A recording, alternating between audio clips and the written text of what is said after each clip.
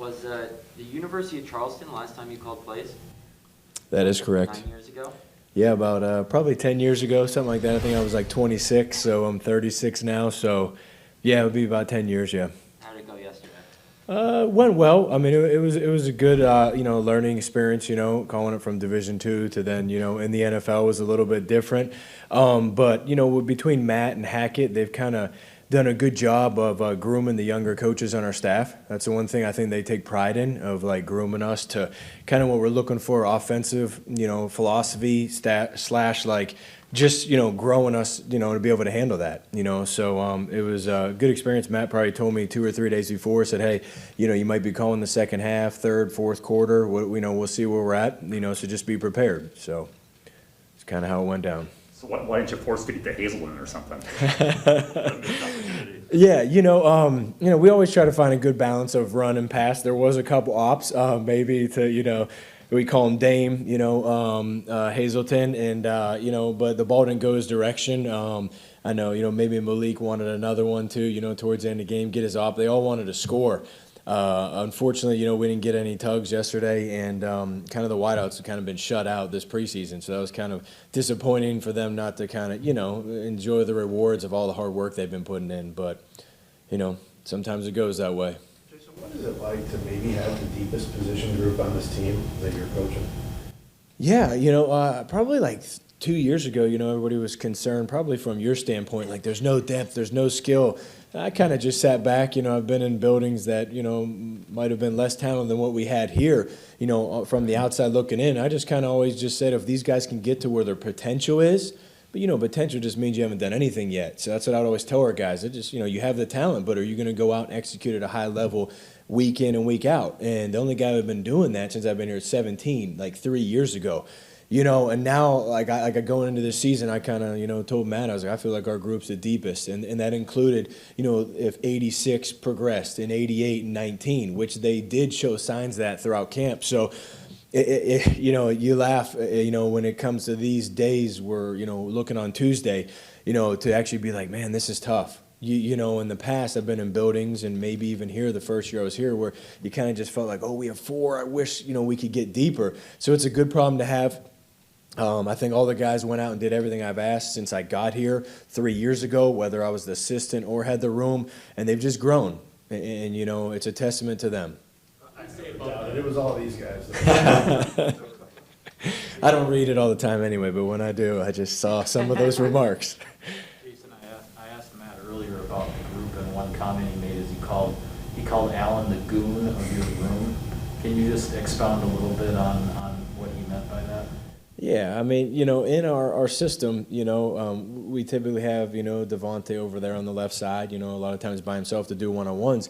Well, the receiver over there opposite is usually by the tight end, and a lot of times, you have the run game, safeties get down over top of tight end, and you got to make, I always call it like a conscious decision. If there's a guy 5 yards over top of me who's barreling down full speed, there's some guys in this league who turn that thing down, and I can't find many times on tape over the 3-year period where he wasn't going to try to take that guy and manhandle him and win his one-on-ones. And it's usually a collision, and it's sometimes a violent one where I feel like that guy doesn't blink. So we kind of have that motto, like literally he stares at the guy, looks him in the eye, and goes and puts his hands and his shoulder pads on a guy, and then he's coming back for the next play.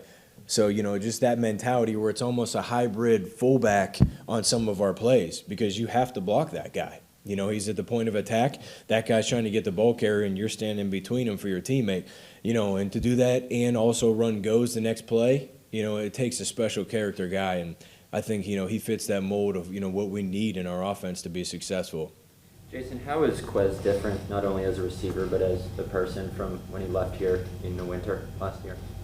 I think just his maturity overall. I mean, just he's grown as a human being, I think every day he comes into this building, I just feel a purpose with him to get better. We always talk about you want to get 1% better, but there's guys who just think it's going to happen, and there's guys who are locked in, and they're like, I'm going to go about this thing. I want to be better than Devontae Adams. And it doesn't just happen, so you have to work at it. So every day he's been in here, I mean, whether he's hitting the jugs machine or he's catching with me or he's focused on his route running or his insteps, it's a conscious decision. As soon as he walks in this building, it's like, I'm gonna be better than Tay. and I can feel it, And then I've seen Tay mold him as well, Tay's had his hand on him, pushing down on his thumb since he's been in this building to make, Marquez become as good as Tay, if not better. That was Tay's goal, because in opposite from you have another good receiver between him and Allen or Cobb now.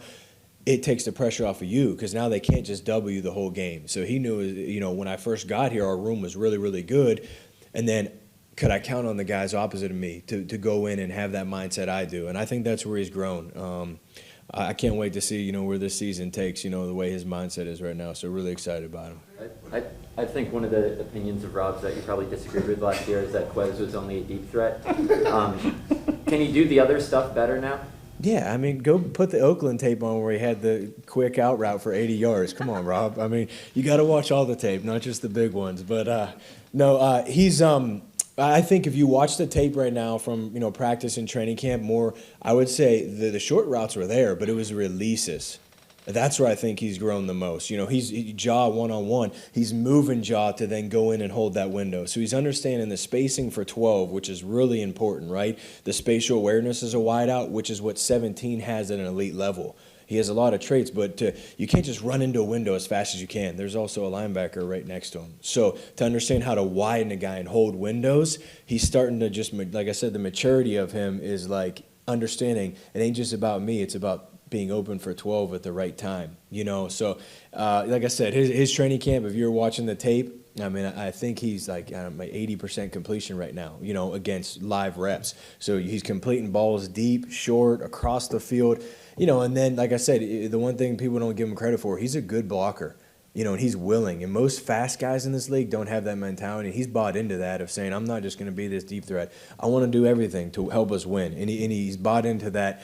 Devontae Adams, like I said, I bring up Tay a lot because he sets the standard, not me. It's a players-driven room with Tay being a leader, and he says, man, we got to do it all: run, block, catch, yak, and with 17, it makes my job easy because he's a genuine leader. Jason, what's the challenge of taking a long stride sprinter like that and turning him into a precision, short space route runner? It's definitely a challenge. If you study guys around the league, typically the guys who have the track background and are deep threats, there's some type of weakness underneath that exists, at some point or another, because the stride is so long and what they're doing. But like I said, it's more just understanding the spacing and the timing and actually using a release as opposed to just running around on a guy and just trying to, get on top, actually widen a guy to get in there or move him in to then go deep or go back out.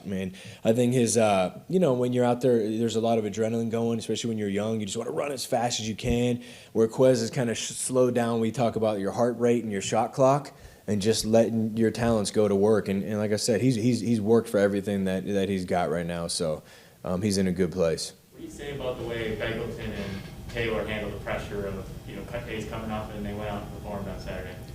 Yeah, they did a great job. I told them both after the game, I both gave them hugs and I said, I'm so proud of you guys, because to go into 2 games with 4 wideouts, I don't know if I've ever done that before in the NFL. And they've gone back-to-back games, and then we just picked up Dame, so we kind of really only had like 3.5, for the one game, and they were like, whatever you need, coach. So just their mentality has been awesome, their preparation, and just their work ethic. They both went out against, the Bills basically starting defense, and you would have never known that, they weren't, in our rotation to be the top 3, the way that they performed on those first 2 drives. They played fast, physical, and it was exciting to see those guys. Like I said, I was really proud of them. I kind of, after the game, it kind of was like, man, these guys came a long way from 2 years ago when, they were both in the room together. And that was really pleasing for me to see that. Two more here. You have to keep, for the organization, you're keeping 6. What did you say? Have they basically forced a hand where you're going to keep 6 on the roster? No, I think whatever's our best 53, and then from there our best 48. And those guys, typically your 5th or 6th, have to play on teams, so that's a big part of it. And even typically your 4th and 3rd in the NFL, so if you watch a practice, Marquez is still over there doing special teams, so is Allen, so is Randall, so is Amari. So whatever's best for the team. I know sometimes you go into a game with 5 wideouts, sometimes 6, in the past. So wherever we're at with that, we'll find out in a couple of days, and we'll be ready to roll, with whoever those guys are going to be. With Malik, he was a D2 guy. Where have you seen his growth from a guy who was playing D2 to beating Tre'Davious White for a third down the other day? Yeah, I was really pleased with him this preseason, and with Malik, it was never a lack of the talent for him. It's just about going out and understanding of how to have confidence to beat the guy across from you. Wide receiver plays just a lot of one-on-ones, so a guy's lined up press. He's outside leverage on you, and you have to run an outside release route. Like, how are you going to move him? How are you going to trust yourself and have confidence to do that? Well, it takes time, and sometimes it takes guys more time. And maybe coming from D2, he was a step behind maybe mentally or this or that, and he's done a good job, and like I said, statistically in the preseason, you look at his targets. I mean, he's coming down with the balls, he's moving the chains, a lot of first downs. So it was good to see him smile a lot. I feel like he's put a lot of pressure on himself, and the stress of maybe not being where he wanted to be, and it took him a little longer than maybe he wanted, but he's done a good job. Sarah, go ahead on Zoom. Yep, just one in here, Steve McCarty. Just wondering what you saw from Amari this camp, what kind of progress he's shown. Yeah, with Amari kind of coming out and, watch the Clemson tape, a lot of just, slot tape for him and, made a lot of big plays at Clemson. And the one thing that I think has had to become the biggest growth from, or maybe you would say challenge, is just playing in the slot versus press man. You watch college tape, a lot of times they're off. You get free access. You can run your routes and just win and catch and run. So the biggest thing is just taking, learning from 17 and 18 and, 13 and all the guys that are ahead of them, just the releases. And once again, I talk about that spatial awareness. To be a good slot player, you just have to have that feeling, and, you can't just run your route just to win. And you got to understand how to hold that space. So that's been a growth for him, and he's bought into the challenge. And he's shown progress over the last couple weeks. And I was glad to see him this last game get, I think, maybe 6 catches in there and just show, and kind of feel out the game and just feel comfortable in his own skin, which sometimes takes guys a little bit of time, especially at the receiver position. It's not easy to be a rookie and come in and just, go and ball out right away. Sometimes it takes, a little bit of progress and trust in yourself to feel out the offense and the quarterback. So he's done a good job. But the one thing I'd say I'm most proud of Amari is that mentally, he's had very few mental errors the entire training camp. So to be a rookie and come in and just be thrown in there, he knows our system. He knows X, Z, and F. So not only playing the slot, he kind of knows it all. And, like I said, mentally, he's way ahead of, like, most rookies that have come into this, system. So really proud of him there, and, just excited about seeing him, in this season, see what he's going to be able to do.